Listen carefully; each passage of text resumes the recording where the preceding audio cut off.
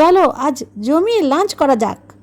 আজকে আমরা লাঞ্চ করতে চলে এসেছি সাবিরস হোটেল, কলকাতার এই বহু প্রাচীন 70 ইয়ার্স ওল্ড এই দোকানটায় রেজাল্লা বিখ্যাত।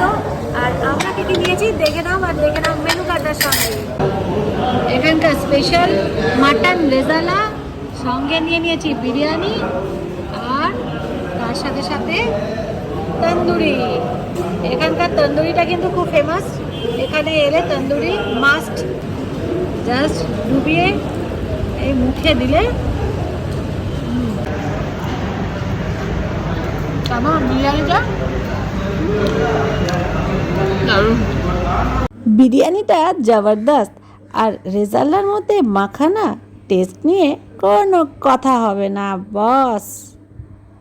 যারা খেতে আসবেন একটা কথা মাথায় রাখবেন, এখানে চিকেন আর মাটন পাবেন, বিফ পাবেন। উফ, বিরিয়ানিটা না যা ছিল না, মশালা একেবারে ব্যালেন্স ছিল।